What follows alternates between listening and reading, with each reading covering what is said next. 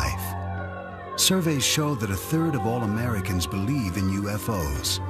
Nearly 5 million claim they have encountered alien beings. Scientists remind us that these fantastic sightings are unconfirmed and unconfirmable. Skeptics insist that the people who make these claims are either deluded or they're exploiting the controversy for personal gain. And yet, the people who say they've had these experiences remain loyal to their stories.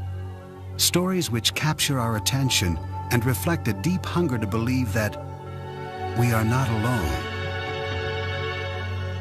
In rural Kentucky, a man recalls his family's supposed shotgun battle with aliens in 1955.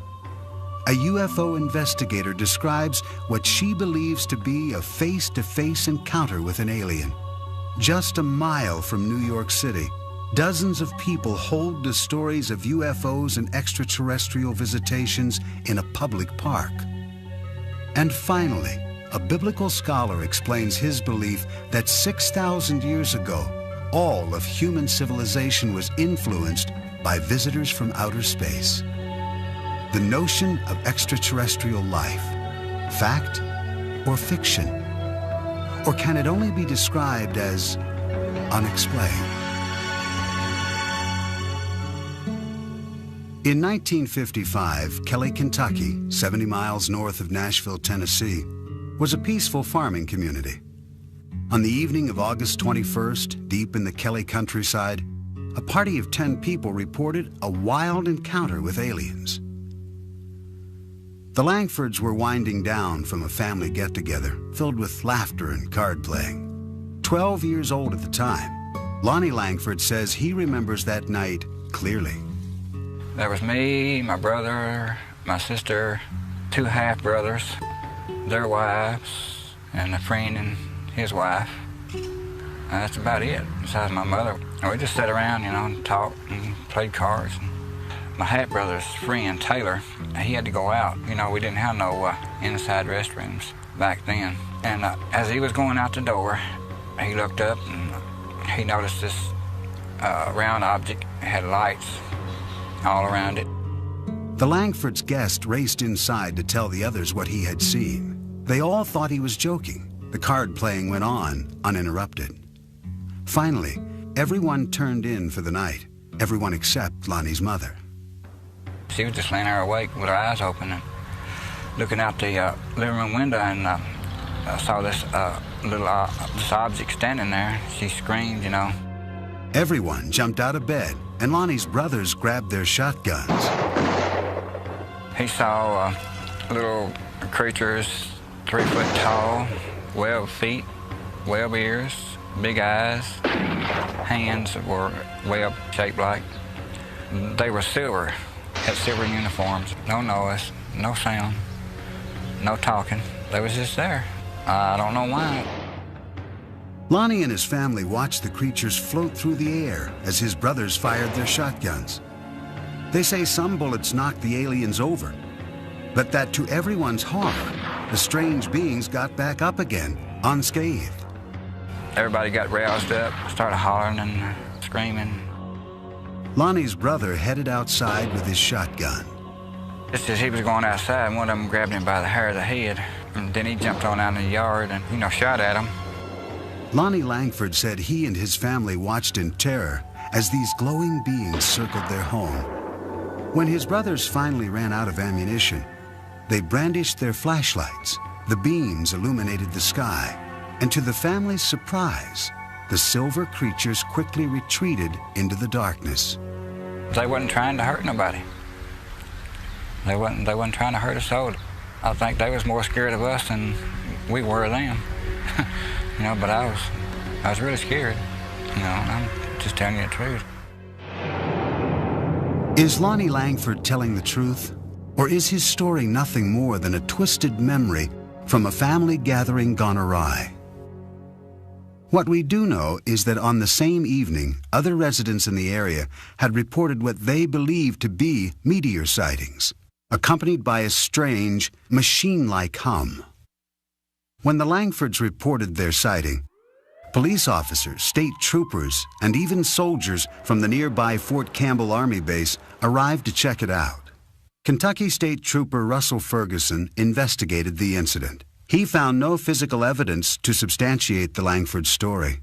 The only thing that we did find was the family there, rather disturbed, very emotional, and swearing that something had occurred in the way of small, silver-looking people with big eyes and big heads trying to get into their house. UFO investigator Philip Imbrogno finds the Langford family's story compelling. He thinks they may indeed have encountered extraterrestrials. It is one of the cases that is actually very convincing, because here you have a family that really didn't care anything about UFOs, and all of a sudden they report that they had these little beings coming on their property and they fire it on them and so on.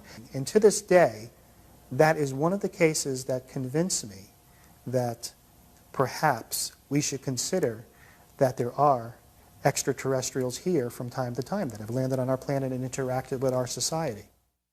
During the time of the Langford sighting in the mid-50s, Americans of all walks of life were enthralled with space-age images.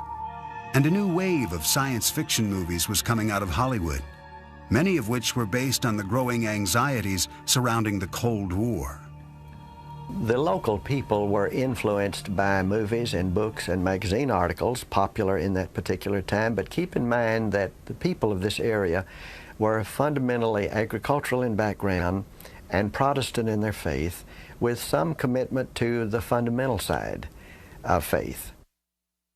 Since the Langfords claimed to be devout Christians, is it possible that they had become overzealous from a religious revival meeting that Sunday afternoon? State Trooper Russell Ferguson doesn't think so. He believes they were drunk. I didn't find anything up there except just a bunch of people running amok. They had one specific emotion, and that's from, I think, a pretty wild day. Oh, there was no alcohol there. No alcohol at all, because my mom, she was real Christian and she wouldn't allow it in the house. My brothers did drink, you know, but they didn't have anything around the house. There wasn't no alcohol around the house that night. Another explanation for what took place that night involves a traveling circus which happened to be passing through town. I went to our newspaper files and found the showing of the Shrine Circus here at our fairgrounds for 3 nights, Thursday, Friday, and Saturday, prior to this activity at Kelly. It's certainly possible that monkeys were in that traveling troupe of the Shrine Circus, and it is possible that some of them could have escaped. Some people said it was monkeys from a circus. I didn't know that there was a circus at the time, and neither did my family. There ain't no silver monkeys. How can a monkey be silver? If these strange visions weren't brought on by excessive drinking or playful chimpanzees, what really happened? One author on paranormal phenomena, Greg Little, thinks there could be a scientific explanation.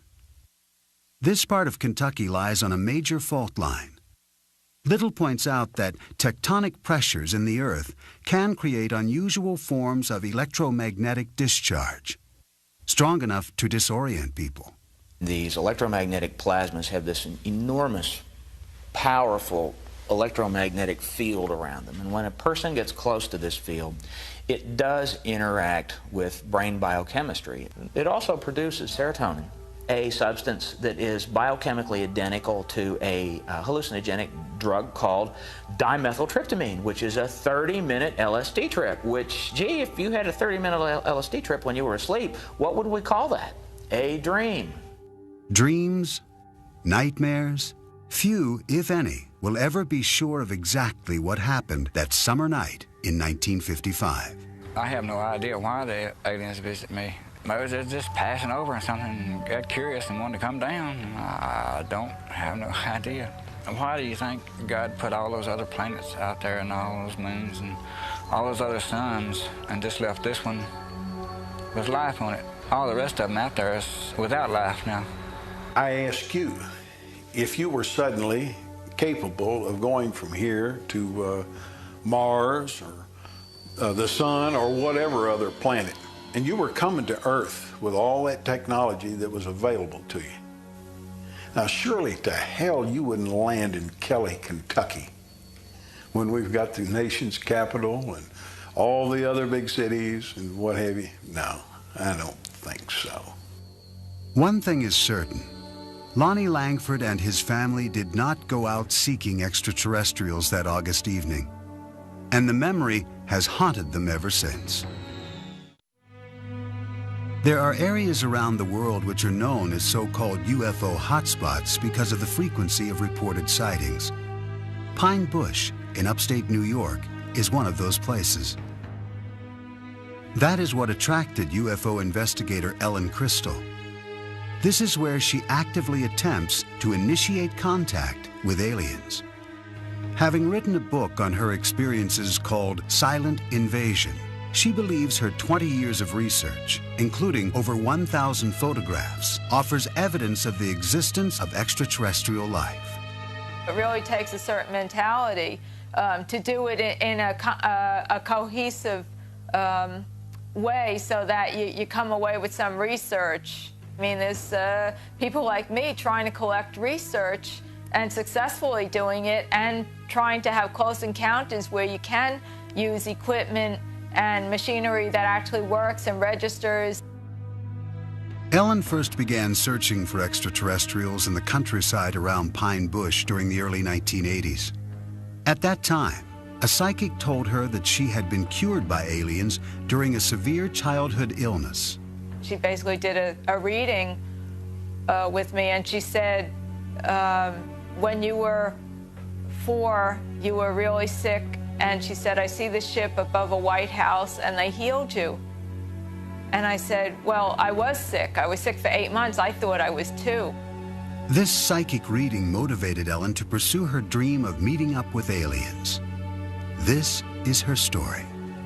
She maintains that on August 7th, 1980, she had a close encounter which satisfied her curiosity, perhaps more fully than she had expected. My own stipulation was that I would not walk in a new field that I hadn't walked in already. So I had gone up to actually the first site, which is right up here, about half a mile, and I was standing in the field, and I was turning around, just watching some nebulous lights. I saw a huge bright light go down in the trees right across the street from me. And I wasn't sure what I wanted to do. I kind of thought they were daring me. Ellen took the challenge. She drove from field to field, contemplating her next move. Gathering up her courage, she went back to the spot where she had first seen the mysterious lights. She says that as she aimed her flashlight up into the trees, she saw something that looked like a moth. But when she moved the light down, she saw legs. Legs that appeared to run in place. But the thing ran across the clearing when it could have ducked into any bush. This was the other thing that puzzled me. It ran across the clearing, came to the edge of the clearing, stopped and stared at me. The alien in Pine Bush was about 3.5 feet tall. No discernible clothing, beige, very pale beige looking, very thin, large head, no hair, very big yellow eyes that wrapped around to the side, and the eyes were what caught in my flashlight. Ellen was bewildered by an overwhelming power, which she sensed radiating from the creature. I mean, they look, if you just look at somebody that size, you think nothing, like a child. But then you get this awesome feeling of power. And at that point, I probably decided to take off. That was probably one of the deciding factors. Frightened and exhausted, she drove to a deserted parking lot to rest and collect her thoughts. I just couldn't deal with all the emotion. I was so paralyzed with fear, and I remember my chest like going up and down. I mean, I was totally panic-stricken. I started to sweat. Ellen Crystal kept a journal of this and other experiences that she included in her book. As part of her research, she has developed elaborate theories all her own about why these aliens have come to Earth. I think that the aliens have a problem. I think they have a really terminal physical problem. I think the only reason that aliens would be coming here on such a massive level would be if they have a terminal physical problem, and that essentially equates to reproduction, that they may be a race on the edge of extinction.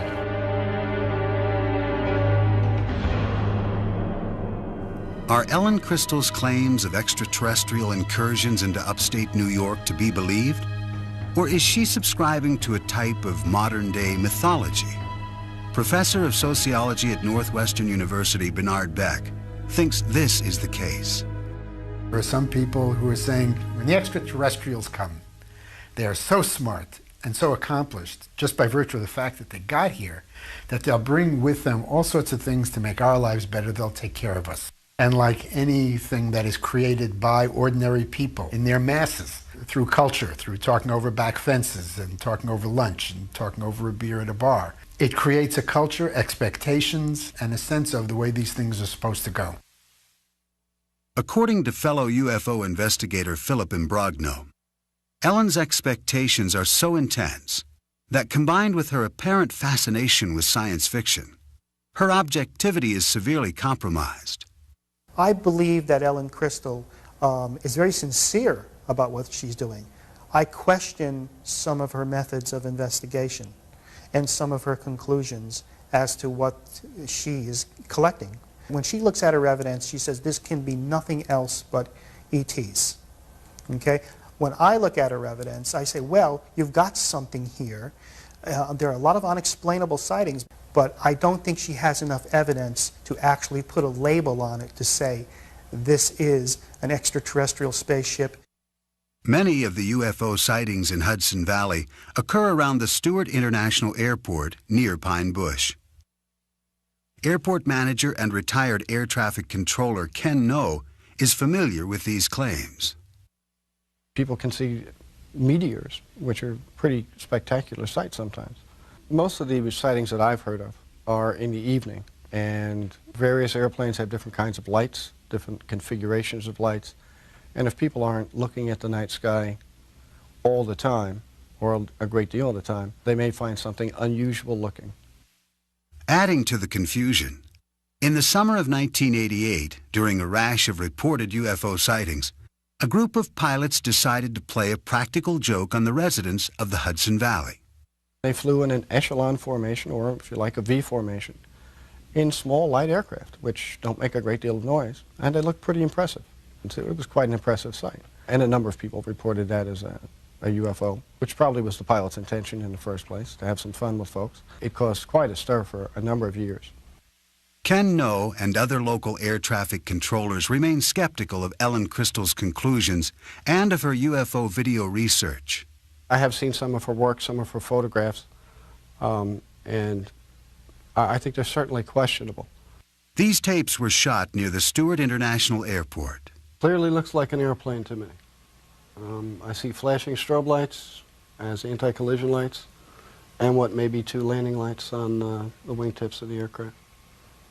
Again, this clearly looks to me like a slightly out of focus video of an aircraft.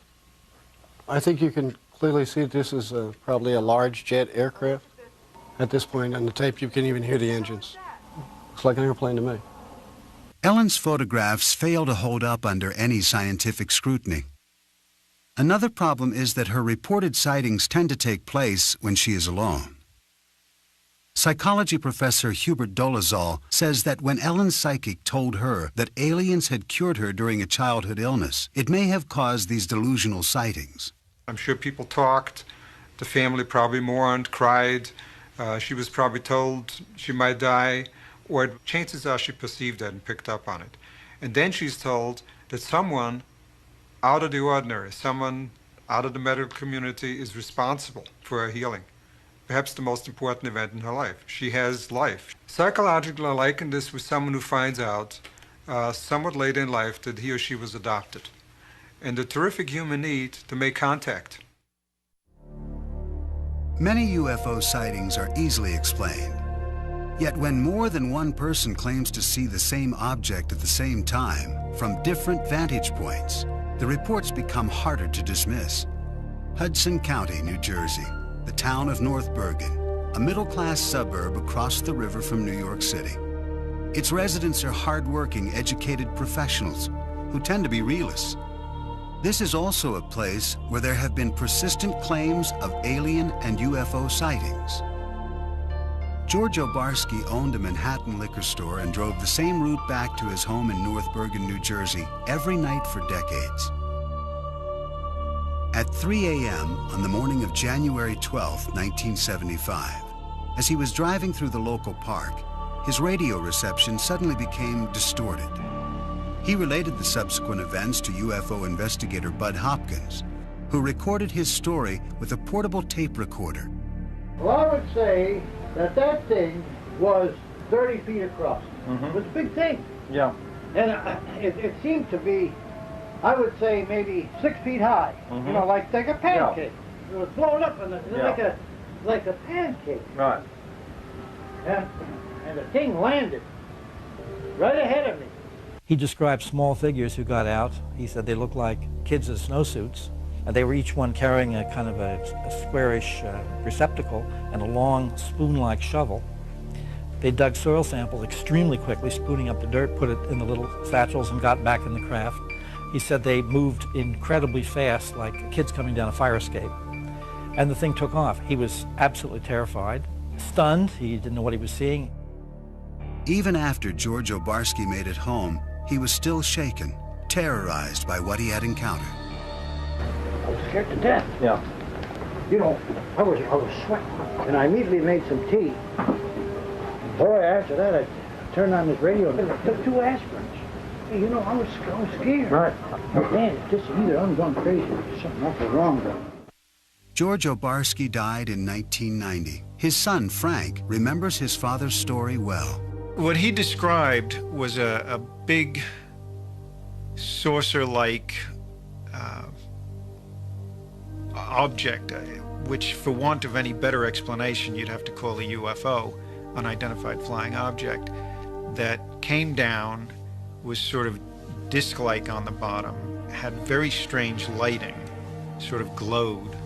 The clincher was, after it landed, my father described himself as being basically frozen, almost in fear. And this is a guy who'd been robbed a lot in the liquor store in New York and knew what fear was like and had coped with it a lot. But he said he was genuinely frightened of this thing. Bud Hopkins tried to corroborate George Obarski's story with other witnesses, including a doorman who worked at the Stonehenge apartment building across the street from the park. I realized it was a big apartment building there, so I spent weeks trying to locate the doorman. I called him, and I remember my adrenaline rushing when this man said, "I will never forget it. This flying saucer came down and landed in the park," and I watched the thing come down. Then he started describing what it looked like, and it was an identical description to George. After writing about Obarski's story in the Village Voice newspaper, Bud Hopkins kept looking for other possible witnesses. One family came to light afterwards. They were living about 5 blocks away, seeing this object coming down the street, maybe 40 feet up, slanted. And they described it as if it was looking in their windows. And even though the woman in the family was ill, she ran outside in her nightgown, bare feet, and the father and the children ran out, and they followed this thing down the street. A North Bergen school teacher, Ann Karlovich, says she listened skeptically as her daughters described the telltale evidence in the park on the day after the alleged incident. Back in 1975, we had heard about this incident, that there was a flying saucer in the park. So my daughter and her friends went down to the park to see what was going on, and they all kept running back saying they saw rings and burn marks in the grass in the field down near the softball field. And they told me the whole story about broken windows, that the Stonehenge had a large glass facade and it was broken by a beam of light that hit it. The kids were awfully excited about it. Frank Obarski also went to the site with his father. He knew him as a practical man, so it was difficult for him to understand why his dad held to such a seemingly irrational story. He didn't show much interest in things that couldn't be proved or disproved or that didn't apply to everyday life. And this was one of those categories that he felt didn't apply to everyday life. So I had a lot of trouble reconciling my knowledge of my father with this story he was telling me. He said, you know, I've lived a long life as honorably and truthfully as I was able to. And he said, a man doesn't do that for over 70 years and then throw it all away by making up some foolishness. Since the alleged sighting made famous by George Obarski in 1975, residents of North Bergen, New Jersey have reported seeing dozens of UFOs on a number of different occasions. In the early evening of July 6, 1986, Wall Street investor Ron Lee and artist Nanetta Nappy were enjoying the sunset on Hurd Terrace in the Stonehenge apartment complex. I just said, what the heck is that out in the sky? I was just staring out and I saw something that was unidentifiable to me. And Nanetta and I looked at it and it wasn't moving. It didn't have any sound. And we just followed it with our eyes and tried to guess what that could be. Had it had a motor sound to it, I would not have been suspicious, but the fact that it was so silent and large, it was a large-shaped object, it drew my attention even further. I might have just ignored it. It was oval, and it had three sets of lights underneath it. And it just kept stationary in the sky for 5-10 minutes, and then at some point, it just took off and went south in a fashion without gaining momentum, but just going straight off with accelerated speed beyond what I was used to seeing. And shortly after that, very shortly, we heard noise and then saw military aircraft following it. The next day, sightings of this UFO were reported in the press. Nanetta was not one of the people who had called the local officials. Now, you don't want to talk about things that people could think that you're a little strange thinking about it. I was in denial about it because I didn't want to accept or believe that this thing did not have a rational reason behind it. 2 years later, in the same area of New Jersey, disc jockey Dave D'Elia claims he witnessed an unidentified flying object on St. Patrick's Day in 1988 over North Hudson Park. D'Elia says he was driving home when he noticed something in the sky. He pulled over. As I'm standing there, it's getting closer and closer, no noise at all, but the lights that made up the triangle were white, the diamond were white and green. D'Elia returned to his car and followed the UFO down the parkway for several miles, noting the shape of the craft. The shape of the UFO was a diamond shape like this. Where my thumbs are was basically the part that was coming toward me. That's how it was flying. In 1993, 5 years after D'Elia's reported 1988 sighting, another North Bergen resident, Ann Karlovich, who had been skeptical of the earlier Obarski sighting, claims she too was an eyewitness to an unidentified flying object. I saw this very kind of a elliptical shaped large light shining, and I looked at it and I said, gee, wow, what is that? And it seemed to be moving very slowly, but I wasn't sure. And then as I turned my car around, it was gone. So I came into the house, and my son-in-law and daughter were here. And I said to Joe, my son-in-law, I said, wow, did I see something strange on Boulevard East? And he said, I saw it too. It had a sort of eerie glow. It looked metallic and was very well lit, like with a fluorescent, bright flood kind of light. As I recall it to be a blimp-like object, like an elongated, like an ellipse, elliptical sphere, if you will. Joe Bass remembers reading the next day in the local newspaper that all the blimps in the area had been grounded due to foggy weather. I know what it wasn't. I know that it wasn't some sort of lights on the clouds or a meteor or anything like that. I suspect it was either some kind of government aircraft, some Air Force kind of aircraft that they don't let on that they have aircraft of this type. It wasn't a plane, it wasn't a helicopter, it was like a blimp type object. It is quite clear that people in this area believe they are seeing UFOs. But are they alien spacecraft? Since World War II, reports of UFO sightings have grown to merit a system of classification, a way to categorize people's claims. This method was developed by an astronomy professor at Northwestern University, J. Allen Hynek. It was he who coined the phrase close encounter of the third kind to describe human contact with an alien. Philip Imbrogno collaborated with Hynek on his final book in 1987. They collected accounts of East Coast sightings, which Imbrogno says number into the thousands. As I began to investigate more cases, I began to realize that I was just touching the tip of the iceberg. Actually, in a period of 5 years, there were 7,000 sightings. Now, they were made by people who are pillars in the community. Police officers, pilots, lawyers, educators, scientists, executives from major corporations, all saw an object that they considered to be larger than a football field flying overhead. Psychologist Hubert Dolezal maintains that UFO believers are mistaken in what they think they are seeing.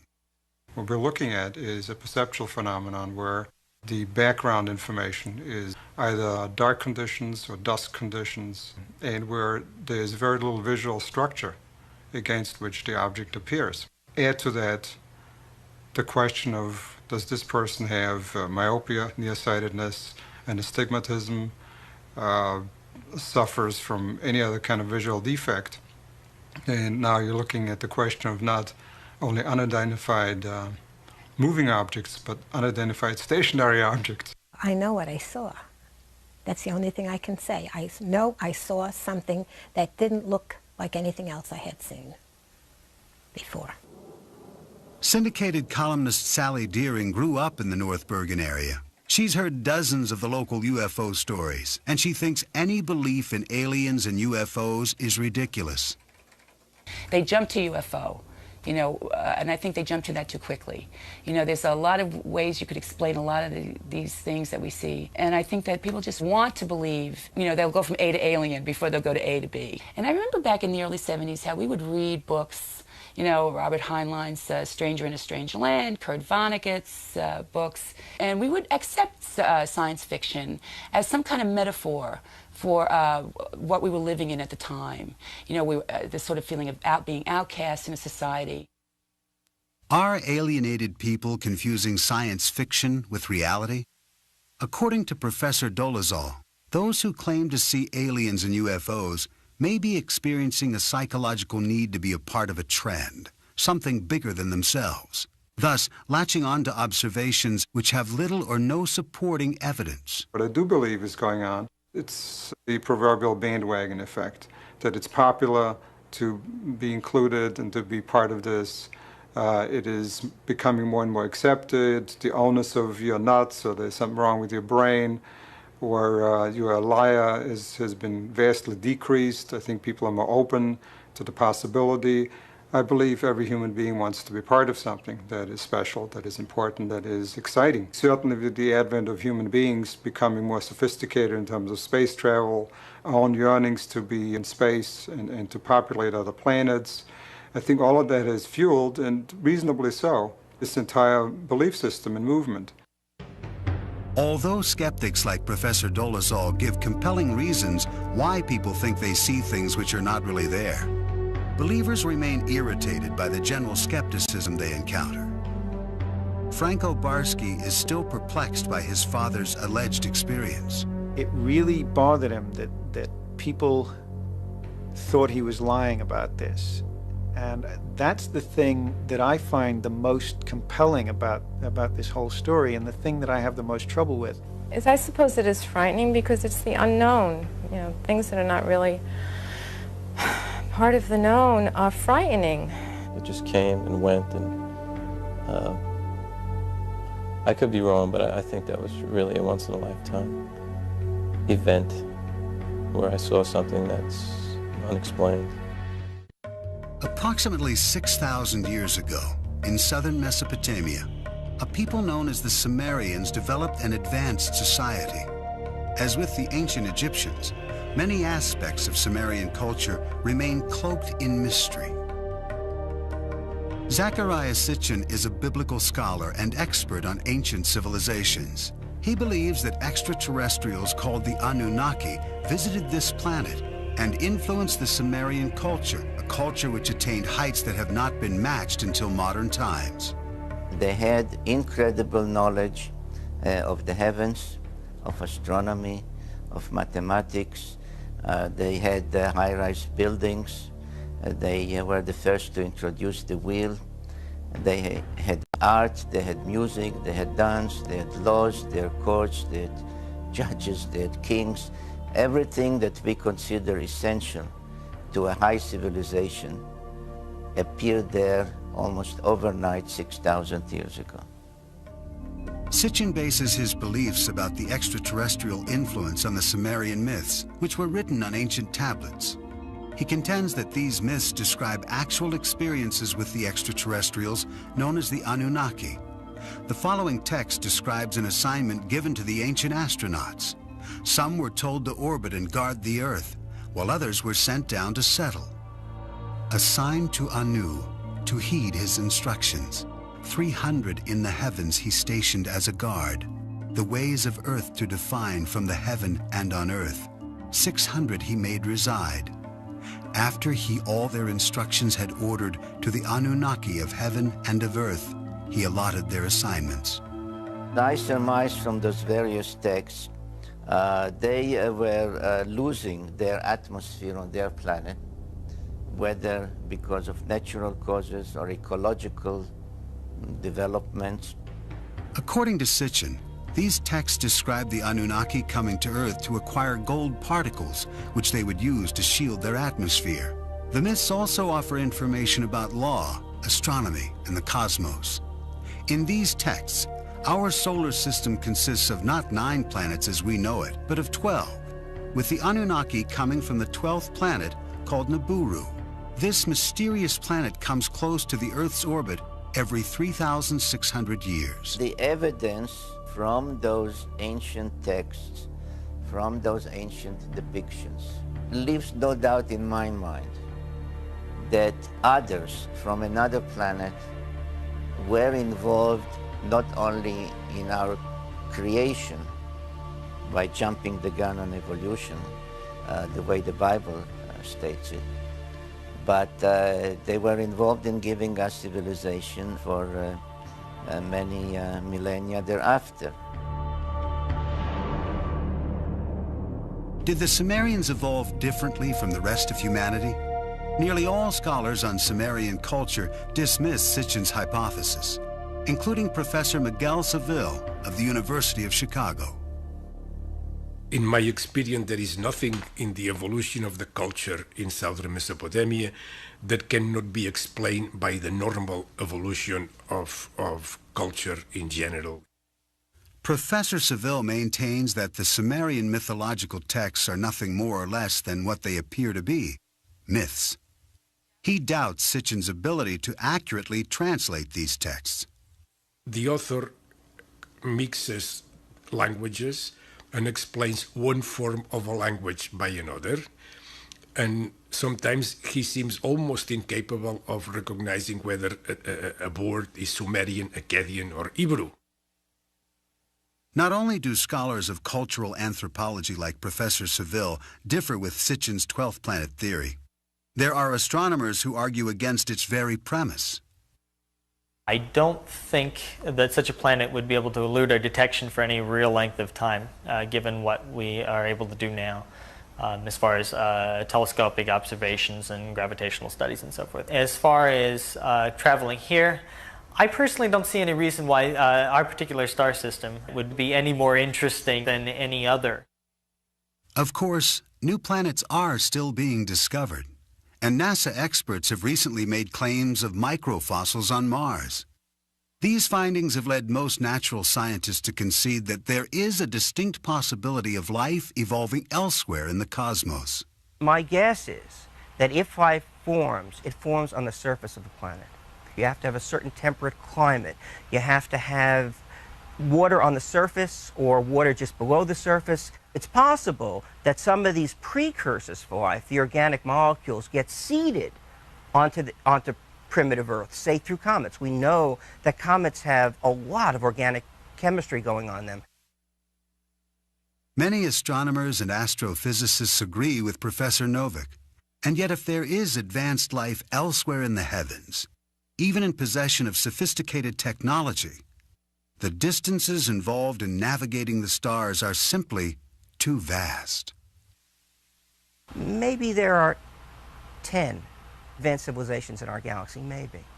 But if there are, and this is really far-fetched, if there are, they are so far away from us that there is no chance. They are hundreds of thousands of light years away. There is no chance, zero, that we will ever be visited.